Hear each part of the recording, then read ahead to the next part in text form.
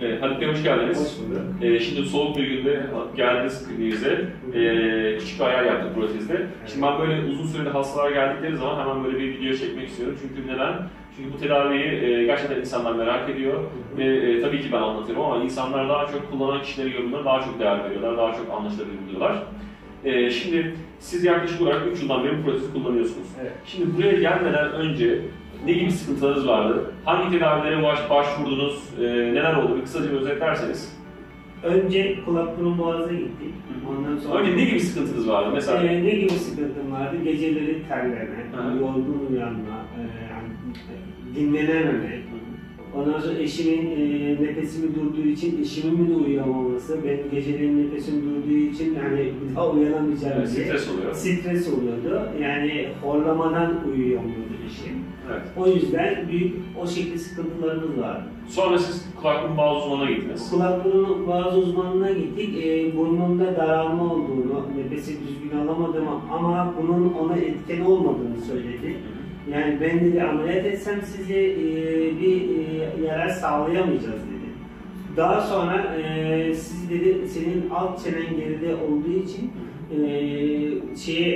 bir çene aparatına başvurun dedi. Biz de sizi bulduk. Peki uyku testi çektirmiş miydiniz buraya gelmeden önce? 3 kere uyku testi çektirmek zorunda kaldım. İlk önce CPAP aleti almak için çektirdim.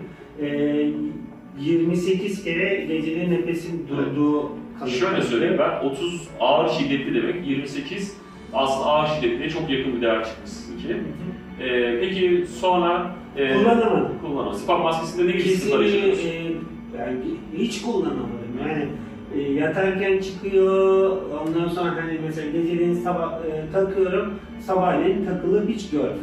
Evet. Çok fazla kuruluk yapıyor, değil, hiç kullanışlı bir alet değil. Kullanamadım yani kenarda duruyor. Peki biz size protez yaptık. Sonra neler değişti, neler oldu? Valla protezden sonra hiçbir şikayetim kalmadı. Evet. Nefes almam, geceleri terlemem, hepsi güzel. Evet.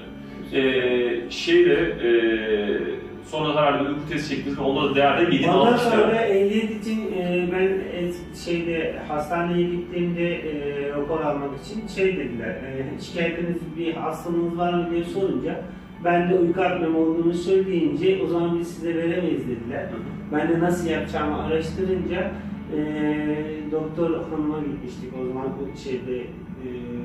uyku laboratuvarında bir doktor hanım var, ona gittik. Size dedi, daha önce bu protezi hiç görmemişler. Protezle bir daha testi alacağız seni dediler. Evet. O zaman 5 miydi, 8 miydi çok kadar 5'e düştü diye hatırlıyorum. Şöyle zaten 0 ile 5 arası sağlıklı. Yani sağlıklı insanlarda da gece boyunca 5 tane apne olması normaldir. Zaten 8 ile 5'e çok yakın bir değer. Yani 28'den aslında 5'e veya 8'e düşmesi aslında çok büyük bir kazanç sizin için. Ama genel olarak protezle alakalı zaten siz bunu kullanan birisi olarak zaten sizin iyileştirici etkilerinden, rahatlatıcı etkilerinden bizzat siz zaten gözlemleyebiliyorsunuz kendiniz. Evet, çok memnun kaldık. Yani herkese de tavsiye ediyorum.